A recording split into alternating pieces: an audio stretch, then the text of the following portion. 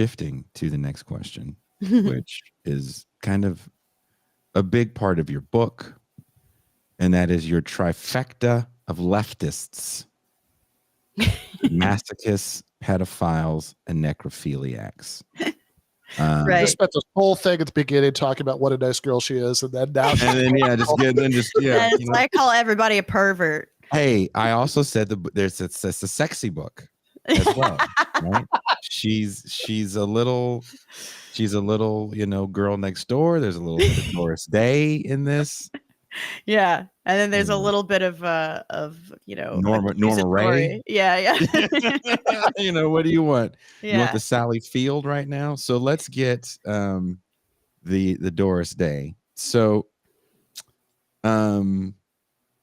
you talk about these three types of people that you've encountered. Mm-hmm. Three types of personalities, I should say. On the pervert left, as I call them. The pervert left. Is that adjacent to the dirtbag left? No, I think we're pretty much at war. I'm teasing. Yeah. And we will get to the dirtbag question later on. But masochists, pedophiles, and necrophiliacs. I just got done reading an amazing book about the 1980s satanic panic. So I sadly have been knee deep in pedophiles. Which one was it? I probably read it. The children. Oh, yeah. Yeah, I've read that one. Do you know the author? Yes, Richard Beck. Do you know him? Yeah. I've met him a couple times. I'm sorry? I've met him a couple times. Oh, I thought you said something else. I was like, whoa. Yeah.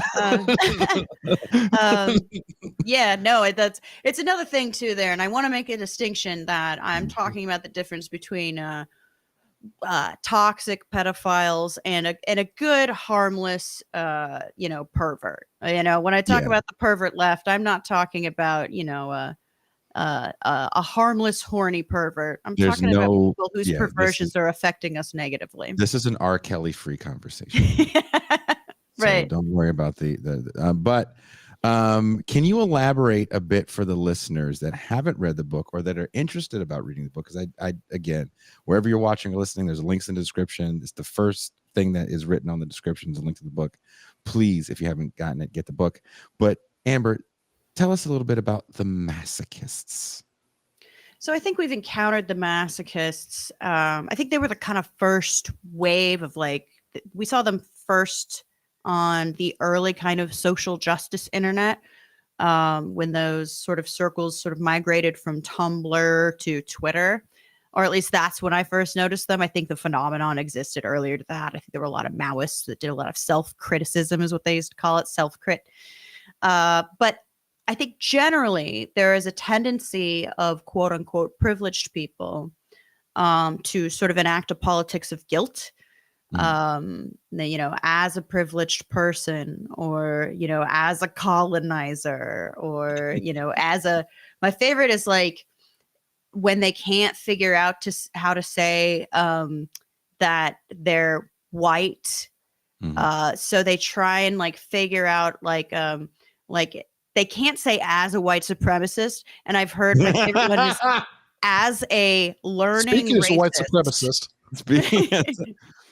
As a learning racist is my favorite one. How does it make you feel in those situations? You talk about it in the book with some kind of biting sarcasm, but seriously, we've all been in those situations. I am not a white supremacist, but I have been called a man, and I've been told some really horrible things about being a man. I'm so sorry. Don't be. That's what I get for being a man and saying, why are you mad at me? And they were like, you're part of the problem too. I was like, I didn't even do it. I tried to break up a fight. So all jokes aside, what do you do when you're in those situations of masochists? Because, do you act like you're not white at that point and go, act like I think it's a weird position to be in, as someone who people can't exactly figure out, that someone who is suspected of not being totally white. So I'm in a weird, and I'll never tell. I'm in a weird position because I've noticed people, they'll go straight after someone who's like white, you know, like I'm white, but I'm like gold plated white, you know, they don't know what's under there if they scratch. But like 24 karat white, you'll see them like sort of attacked. You'll see them be like, you know, you are part of the problem because hey, if you're looking to self-flagellate or you're looking to be punished for your whatever your transhistorical the oppressions of your ancestors, you will find someone willing to punish you for it. They'll do it because they have an advantage. My favorite incident though was someone was like well, I think we all need to admit that we have like internalized racism. All the white people who need to admit that well, I mean, I'll tell you, Hmongs are cool. They're Midwestern, right? They're good Midwestern Asians, yeah. But I think okay, so this person was like demanding that people sort of like acknowledge their complicity. You know, this is the dominatrix in the masochist relationship, and as I'm just not talking, and I don't really get in trouble again because they're like, "What if we're wrong?" And they're like, "I think we all need to admit it. I think you guys need to admit it if we're going to move forward." And that someone was like, "Well, are you white?" And I'm like, "Well, that's a rude question." But I was like, "Sure." And they're like, "Do you want to, acknowledge your complicity?" I'm like, "No, I'm not. I didn't do shit. Nobody I know did shit. Nobody, no living relative I know did shit, especially the non-white ones. But like." They were like, and then a white person sort of jumps in and they're like, "But don't you think you have like an internalized racism?" I was like, "No." And I'm like, "Do you?" And they're like, "I think I hold racist beliefs." And I'm like, "Well, why would I listen to racist?" You're a fucking racist, so, you know. Yeah, so I'm racist, not gonna tell me what to do. Amber called me out on my racism when we met, and she doesn't, and she's being again a good Midwesterner, or you just don't remember. I don't remember. There was a lot of wine. We had this whole it wasn't that much wine. I'm just Catherine's living room about your exact racial classification, and that's like there were calipers out. We had the whole eugenic test ready for you. We're like, yeah, everyone was ready to do 23andMe, family trees. I mean, that is something that there is something that's kind of amazing about that like. I really do sometimes see very, for lack of a better word, woke people like sitting around having conversations about who counts as white and who doesn't, which is like not want to go down that rabbit hole. Which is like it's like this is a subject that only interests people who think of themselves as being extremely progressive in a certain way, and like Nazis. Who officially counts as a member of the white race, and who doesn't.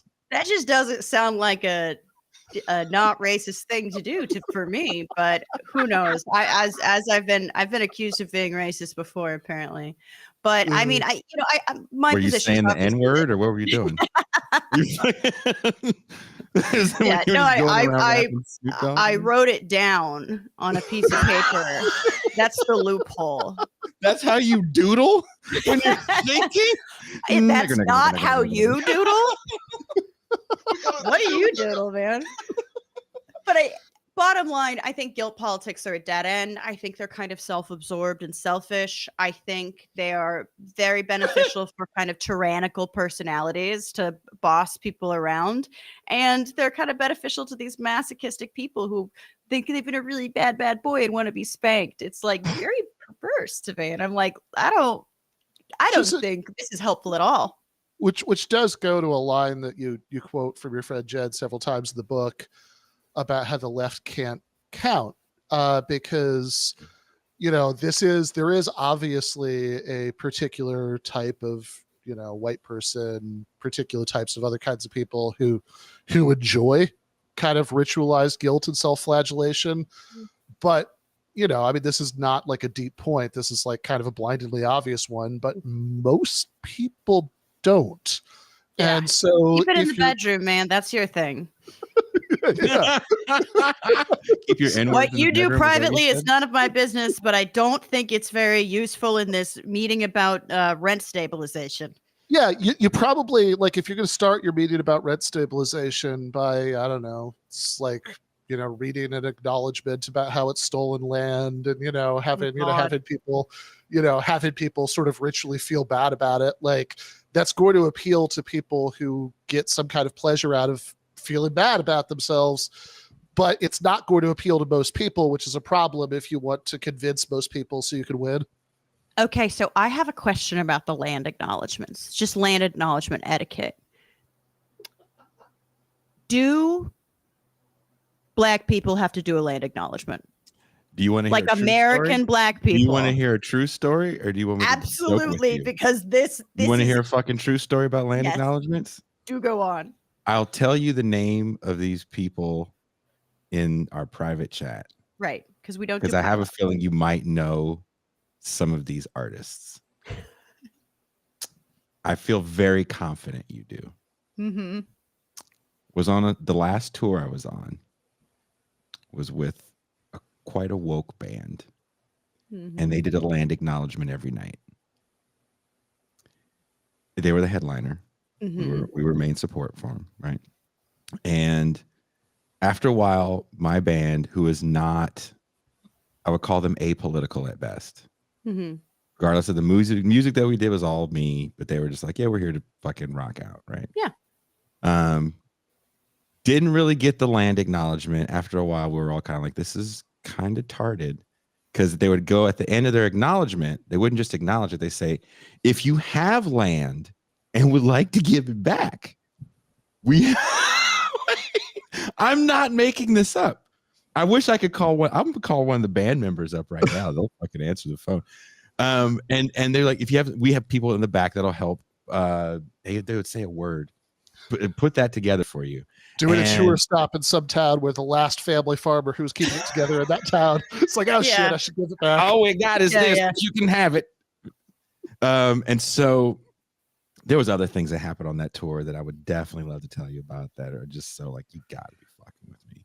Yeah. So did anyone? Did anyone give it? No. Oh, wow. And it's almost like we would watch. So we watched show. the headlining. So check it. We don't have a merch cat. You know what it's like touring small. Yeah. So we played, right, and we get done. So we're fucking sitting watching the headliner set, buy our merch stuff, and we would always be like, who the fuck is the person? Because we've been traveling with these motherfuckers the whole time. Right. So who's the person? So anyway, we got to New Mexico and Albuquerque, and we were all stoked about Albuquerque because, you know, I had toured there for years with my previous band. We had hella friends coming. There's going to be a great show. We're all hella stoked. And the night before, they had got hit. Their car got hit, so we had all their gear in our fucking van, right? And their tour manager calls me. They go, hey, we want to move your slot. I'm like, no. They're like, we're going to move your slot, and then the local opener needs to play your gear. We're like, no and no. Local openers have been fucking our shit up all over the country. We've had to get repairs on our shit all over the fucking world on this run. And no, we're not moving our slot because we won't be playing in front of anybody. We traveled thousands of miles. They're from here. Yeah. Fuck them. That's not how this paid shit. First. Touring band gets they hand the phone to the local opener who is native, and they start yelling at me about, do I know where the fuck I am? I'm on such and such land. And I lost my shit. We were in like the last leg of the run. We had all this woke shit going on every fucking night. And I got someone yelling at me about, do I know where I am? And I said, are you literally asking a black dude right now if he knows where the fuck he is in the world?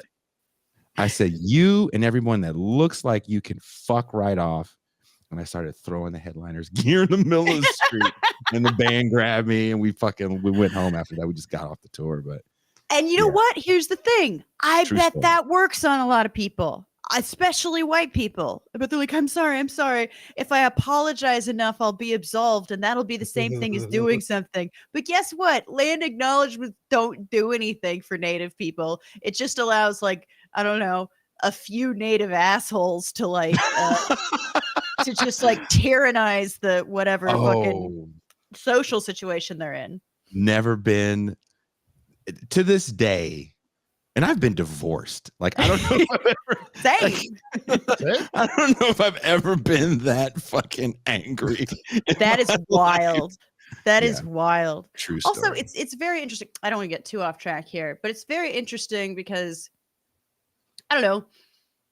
All these different indigenous people had their own kind of like they would have different, for lack of a better word, countries. Mhm. They had different laws. They had different laws about ownership. Sometimes they were at war with each other. Sometimes there were land disputes between them. It's almost like we're getting involved in politics long since past and trying to like litigate something that was, I mean, under disagreement at the time oftentimes. But it's like, you know, it wasn't all, that's not how land ownership works. You can be against imperialism and colonialism without reducing it to the fact that, well, the Lenape had the deed to this town. Like, that's not how it works.